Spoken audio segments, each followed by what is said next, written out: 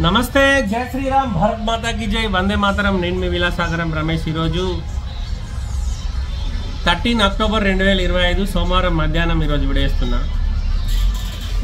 నిన్న 11, 12 ఈ 2 రోజులలో భారతదేశానికి ఆఫ్ఘనిస్తాన్ నుంచి వాళ్ళ దేశానికి సంబంధించిన ప్రముఖులు, పెద్దోళ్ళు, అంటే నాకు తెలిసి రక్షణ మంత్రో ప్రధానమంత్రో ఎవరో ఒక వ్యక్తి మన దేశానికి వచ్చిండు. వాళ్ళ దేశంతో మనం మంచి సంబంధాలు, వాళ్ళకు మనం ఆర్థికంగా కానీ రక్షణ రంగంగా కానీ ఏదో రకంగా మనం వాళ్ళకు ఉపయోగపడాలని మన దేశంలో విజిట్ అయింది ఆ దేశానికి సంబంధించిన ఒక ప్రముఖుడు.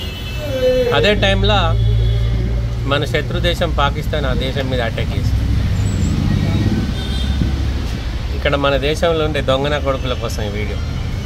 ఎక్కడనో గాజాలు ఏదో జరిగితే పెక్సిల్ పట్టుకొని రోడ్ల మీద తిరుగుతారు కదా. పాకిస్తాన్ మైనారిటీ దేశమే, ఆఫ్ఘనిస్తాన్ మైనారిటీ దేశమే. పాకిస్తాన్ పోయి మైనారిటీ దేశం ఇంకో మైనారిటీ దేశం మీద బాంబులు వేసి ఒక్కడన్నా ఫ్లెక్స్ పట్టిండా దానికి అగ్నెస్ట్గా? ఆఫ్ఘనిస్తాన్ వాళ్ళు పాపం మనోళ్ళే కదా, మరి వాళ్ళకు మనం సపోర్ట్ చేయాలని వాడని మాట్లాడి ఇది మనకు సాత కాదు.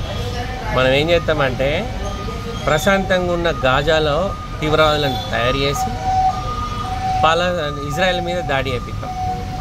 అప్పుడు ఇజ్రాయెల్ రిటర్న్ కౌంటర్ ఇస్తే చూడు, దానికి ఇక్కడ ఉన్న వాళ్ళు చచ్చిపోయారు కల్లా మనం ఫ్లెక్సీలు పట్టుకొని తిరుగుతాం.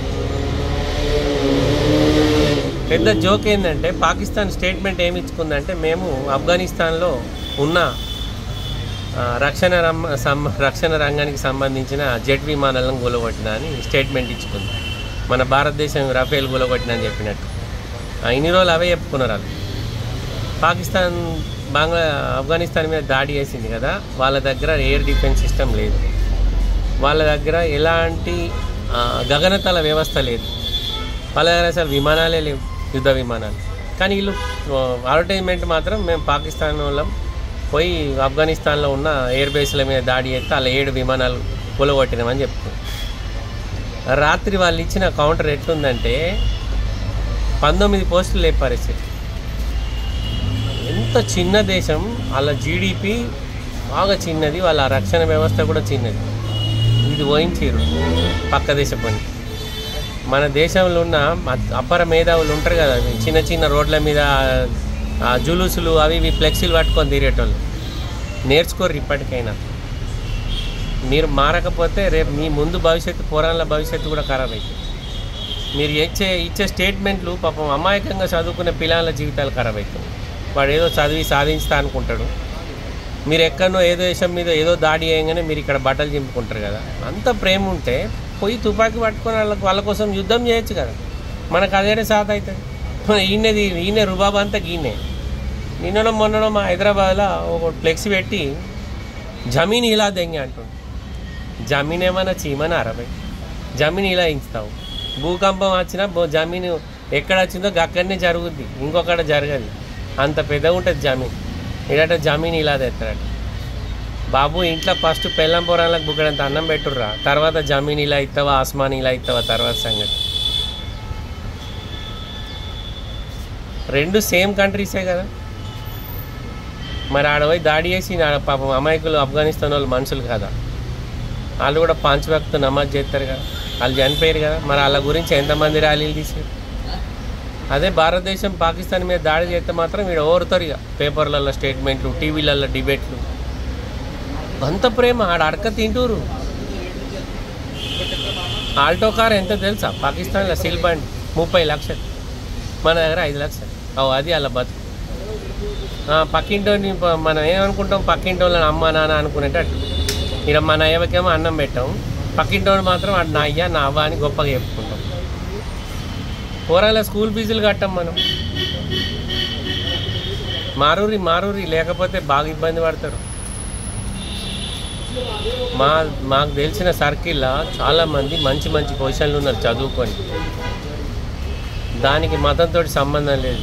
ఎక్కడ నేను తీసుకుపోయి కలెక్టర్ చైర్లో కూర్చుని పెడుతుంది అంటే ఒక జిల్లాకు జడ్జి నువ్వు చెప్పితే ఏమైనా మంచి జరుగుతుంది. నీ చేతిలో ఆయుధం ఉంటుంది. ఖురానో బైబిలో భగవద్గీతను పట్టుకుంటే రాదు మార్పు, చదువుతో వస్తుంది. పాలస్తీనా ఖరాబ్ అయిందని ఫ్లెక్సీలు పట్టుకొని తిరుగుడు, పాకిస్తాన్ మీద యుద్ధం చేయొద్దు, అక్కడ ఉన్న వాళ్ళంతా మా వాళ్ళే అనుడు, మరి ఆఫ్ఘనిస్తాన్ వాడు పక్కింటోడా? ఆడు మనోడు కాదా? అంతా మనోళ్ళే కదా. ఆడు చూడు, ఇప్పుడు నేను రిటర్న్ కౌంటర్ ఇచ్చి వాళ్ళ ఎయిర్ డిఫెన్స్ సిస్టమ్ లేదు, అలాగే ఉట్టిదే.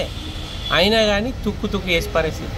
అణువాయుధ శక్తి కలిగిన ఒక పాకిస్తాన్ దేశం మీద ఎలాంటి తక్కువ బడ్జెట్ ఉన్న దేశం, రక్షణ వ్యవస్థకు తక్కువ ఖర్చు పెట్టే దేశం నిన్న దబాయించింది గట్టిగా. మామూలుగా వేయలే. 19 పోస్టులు లేపేసి ఎంతమంది సైనికులు చనిపోయి ఉంటారు.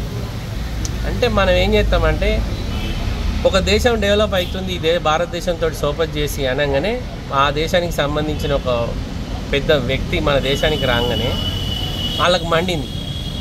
సౌదీ మొన్న ఏమన్నది, మేము పాకిస్తాన్ మీద వాళ్ళని దాడి చేస్తే మేము సీరియస్గా యాక్షన్ తీసుకుంటాం, పాకిస్తాన్ మా ఈకా నుంచి మేము మిత్రులం, దాని మీద అయితే మా మీద చేసినట్టు స్టేట్మెంట్ ఇచ్చింది. నేనేం చేసింది మరి? ఆఫ్ఘనిస్తాన్ రిటర్న్ ఇచ్చినప్పుడు ఏమేసింది తెలుసా? ఒక లెటర్ రాసిందంట, ఇగో మనం ఒకటి మనం కొట్లాడుకోవద్దు, సామరస్యంగా పనిచేసుకోవాలి. అదే హిందుస్థాన్ పోయి పాకిస్తాన్ మీద దాడి చేస్తే అప్పుడు అందరూ ఉరికొస్తారు కావచ్చు. గంతపాగా ఎందుకు రా భయ్ మా మీద? మేమన్నా మీ భూముల జాగాలు గుంజుకుంటున్నాం? అరే ప్రపంచానికి అన్నం పెడుతున్నారు భారతీయులం. ఈడ దొంగన కొడుకులు మా దేశంలో తిని ఈయనే మా దేశం గురించి చెడ్డగా మాట్లాడే లీడర్లు ఉన్నారు కాబట్టి మీ ఆటలు సాగుతున్నాయి. ఇట్లనే నరేంద్ర మోడీ, యోగి మంచి వాళ్ళు ఒక ఇంకో 15-20 ఏళ్ళు పాలిస్తే మీకు అందరికీ దబిడి అవుతుంది. పని చేసుకొని బతుకుదాం, 10 మందికి ఉపయోగపడదాం అన్నది లేనే లేదు. తీవ్రవాదులను తయారు చేద్దాం, ఎవడన్నా మంచిగా బతుకుతే ఆయన ఇంటి మీద బాంబు వేద్దాం, ఇవే నేర్చుకోరు. ఎంతమంది IAS ఆఫీసర్లు ఉంటారు పాకిస్తాన్లో చెప్పురి? అంత దొంగ చదువులే. ఎవడన్నా మంచిగా పాలన చేస్తుండంటే ఆయన తీసుకొని జైల్లో వారెత్తారు. జైల్లో ఉన్నవానికి కూడా సెక్యూరిటీ ఉండదు, మొగోన్నే రేపు చేసే మొగోళ్ళు ఉంటారు. అసలు దేశాన్ని మన దగ్గర ఉన్న మేధావులు అమారా పాకిస్తాన్ అడక తింటుంది తుమారా పాకిస్తాన్. ఇంకొక 10 ఏళ్ళు అయితే ఇక కథం ఏముండదు, ఆడ 3 ముక్కలు అవుతుంది. అది చూడుర్రి మీరు, కల్లోలం అవుతుంది. అది అసొంటి దేశాన్ని ప్రేమించడం ఇటు ఉండకూరు, అసొంటి కాడికి పోరు, మీకు అప్పుడు అర్థమైంది. భారతదేశం ఏం చెప్తుంది? బాయ్ మంచిగా బతుకు, నీకేమైనా సాయం చేస్తామంటే. పుట్టుడు క్రికెట్ స్టేడియంలో కూడా అవమానించుడే. ఇసా గిరిగాయ అనంట. ఆడికి గెలిచే సాత కాదు. ఒక్క వికెట్ వాడగానే వాడి ఇట్లన్నాడు.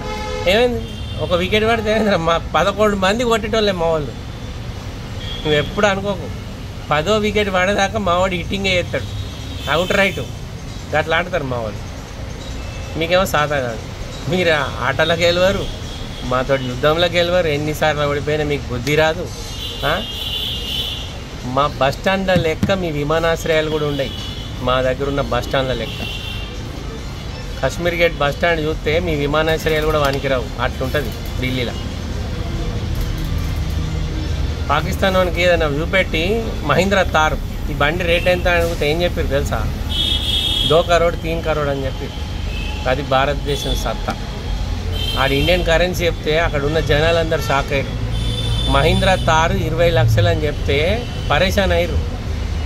ఆల్టో కారు 30 లక్షలు అంట కొత్త బండి, సెకండ్ హ్యాండ్ 2008 మోడల్.